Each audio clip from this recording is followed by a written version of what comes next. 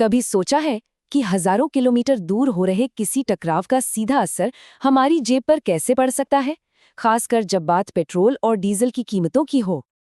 आज हम इसी सवाल की तह तक जाएंगे। आखिर कैसे एक दूर-दराज का संघर्ष हमारी गाड़ियों के ईंधन को और महंगा बना देता है। चलिए इसे एक-एक करके समझते हैं।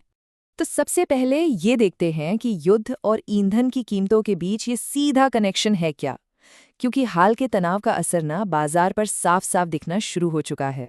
हुआ ये है कि ईरान और अमेरिका के बीच जो तनाव बढ़ा, उसने दुनिया के तेल बाजार में एक तरह की खलबली मचा दी है। नतीजा, कच्चे तेल की कीमतें $100 प्रति बैरल के करीब पहुंच गई हैं। और यकीन मानिए, ये तो कहानी की बस शुरुआत है। अब ये समझने के लिए कि ऐसा हो क्यों रहा है, हमें दुनिया के एक बहुत ही खास समुद्री रास्ते पर गौर करना होगा। एक ऐसा रास्ता जो ग्लोबल ऑयल सप्लाई के लिए समझ लीजिए धड़कन की तरह है। ये है हॉर्मुज़ जलडमरू मध्य या स्ट्रेट ऑफ हॉर्मस। ये एक संकरा समुद्री रास्ता है जहां से मिडिल ईस्ट का ज्यादातर तेल पूरी दुनिया में भेजा जाता है। सोचिए, सऊदी अरब, ईरान, इराक जैसे बड़े बड़े तेल उत्पादक देश इसी रास्ते पर निर्भर हैं। और इसकी अहमियत का अंदाज़ा आप इस बात से लगाइए कि दुनिया का करीब 20% तेल व्यापार सिर्फ और सिर्फ इसी एक रास्ते से होता है। तो जाहिर है ये पूरे ग्लोबल ऑयल सप्लाई चेन की सबसे नाजुक कड़ी है। यहाँ ना इकोनॉमिक्स का एक बहुत सीधा सा नियम काम करता है कि जब सप्लाई कम हो और मांग उतनी ही बनी रहे तो कीमतें तो बढ़ेंगी ही, है ना। अब ये जो संघर्ष है, इससे तेल की सप्लाई पर ही तो खतरा मंडरा रहा है और यही चीज़ कीमतों को ऊपर की तरफ धकेल देती है। तो चलिए देखते हैं कि कैसे एक छोटा सा क्षेत्रीय संघर्ष असल में तेल के बहाव को धीमा कर देता है और फिर एक डोमिनो इफेक्ट शुरू हो जाता है। मतलब एक के बाद एक चीजें बिगड़ने लगती हैं। हालिया तनाव से हुआ क्या कि तेल ले जाने वाले टैंकरों और ऑयल फैसिलिटीज पर सीधा खतरा पैदा हो गया।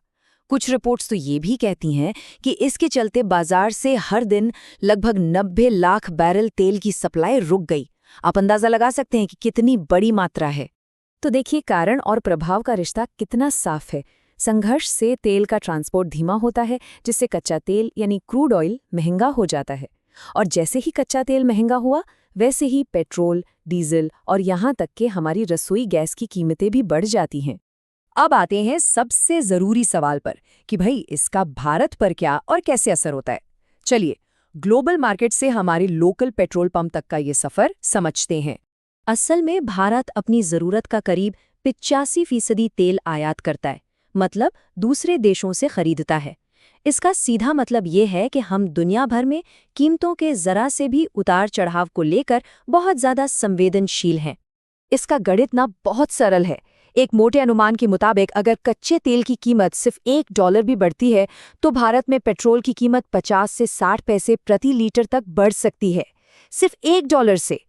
तो सोचिए, अगर कच्चे तेल की कीमत में कोई बड़ा उछाल आता है तो पेट्रोल और डीजल ₹9 प्रति लीटर तक महंगे हो सकते हैं। और तो और एलपीजी सिलेंडर पर भी ₹150 तक का बोझ बढ़ सकता है। और कहानी यहीं खत्म नहीं होती। देखिए, जब डीजल महंगा होता है तो ट्रकों का भाड़ा बढ़ता है और फिर उससे सब्जियां, फल और बाकी सारा ज़रूरी सामान भी महंगा हो जाता है। यानी सीधे सीधे देश में महंगाई बढ़ने का खतरा पैदा हो जाता है। और ये असर सिर्फ ईंधन से कहीं आगे तक जाता है। तेल की बढ़ती कीमतों की जो लहरें हैं ना, वो पूरी दुनिया की अर्थव्यवस्था को हिलाकर रख देती हैं। तेल सिर्फ गाड़ियों में ही तो नहीं जलता, इसका इस्तेमाल प्लास्टिक बनाने से लेकर बिजली पैदा करने और खेती में काम आने वाले फर्टिलाइजर तक में होता है। तो जाहिर है, जब तेल महंगा होता है तो इन सभी इंडस्ट्रीज की लागत बढ़ जाती है और आखिरकार ये सारा असर हम सब तक पहुंचता है। यहाँ ये पूरी इकोनॉमिक चेन काम करते हुए दिख रही है। तेल की कीमत में बढ़ोतरी से शुरू होती है, फिर ईंधन, ट्रांसपोर्ट और खाने पीने की चीज़ों से होते हुए सीधे महंगाई बढ़ने तक पहुंच जाती है। हर एक कड़ी अगली कड़ी को प्रभावित करती है।